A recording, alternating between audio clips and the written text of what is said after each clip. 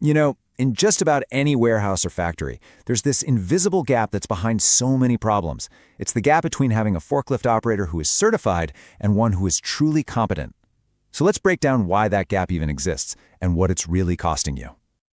And here's the puzzle that drives so many managers crazy. You've done everything by the book, right? Your operators have their certificates, HR has all the paperwork. On paper, you're totally compliant.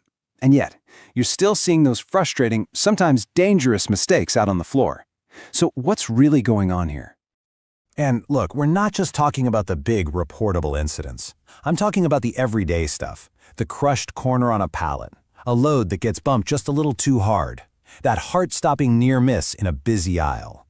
These aren't just minor annoyances, they're symptoms of a much bigger issue. And believe me, their consequences add up really, really fast. This brings us to what you could call the certification paradox. There's this huge difference between what that piece of paper proves and what the messy, chaotic, real-world floor actually demands from an operator minute by minute, day after day. So what does that certificate actually guarantee? Well, it confirms that an operator went through the training, showed they could handle the basics, and passed a test. But here's the catch. It was at a single point in time. And that, right there, is the key. Certification is a snapshot, not a continuous video. Think of it this way. It's the foundation of the house, but it is not the whole house. All right, so if certification is just the starting line, why do good, certified operators still make mistakes? Let's unpack the 5 main reasons we see this gap between the paper and the practice. Okay, so reason number 1, the environment itself. The certification test, that usually happens in a wide open, clean, totally predictable space. But the real floor, oh man, it's the total opposite. It's crowded, things are always changing, and it's full of unique challenges like sloped loading docks or weirdly stacked loads that a standard test could never, ever replicate.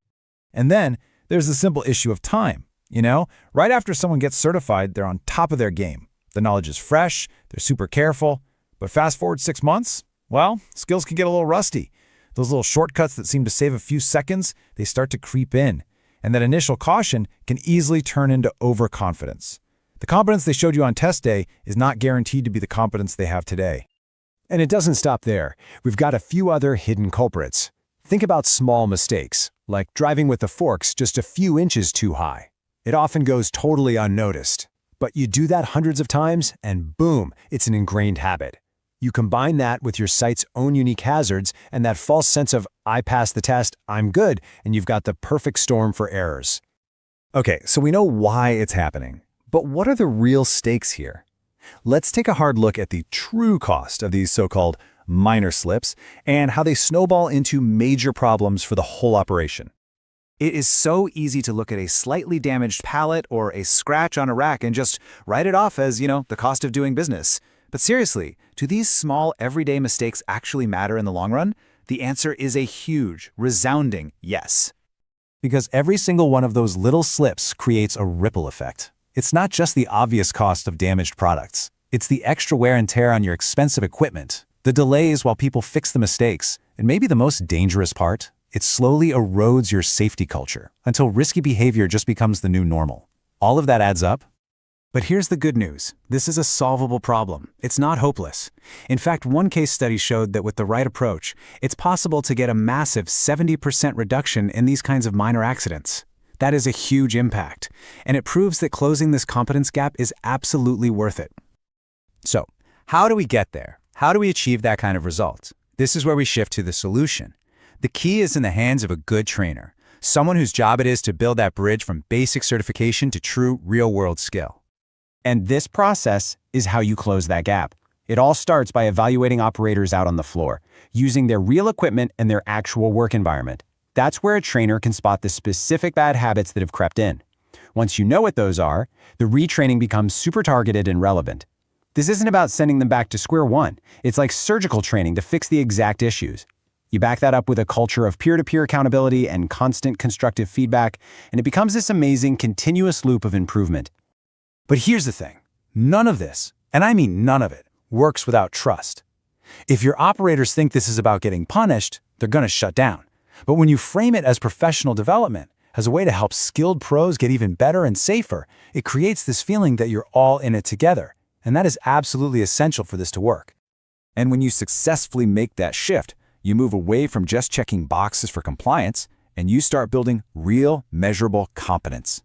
That transition from paper to practice, it delivers a tangible return on investment that you'll feel across the entire organization. For management, the payoff is obvious, and it happens fast. You're going to see fewer accidents and near misses. That means less damage to your inventory and your equipment. In the long run, that can lead to lower insurance costs. But honestly, beyond the dollars and cents, you're building a stronger safety culture, where everyone feels invested and is looking out for each other. When you boil it all down, it really comes back to this one powerful truth. A certificate is just the starting line. It is not the finish line. Real safety isn't something you earn one time in a classroom. It's something you have to prove day in and day out on the floor where the real work happens. So, I'll leave you with this question to think about for your own operation. Is your safety program something that just looks good in a filing cabinet? Or is it alive and well, proven every single shift by competent, confident operators out on your floor? Thanks for watching.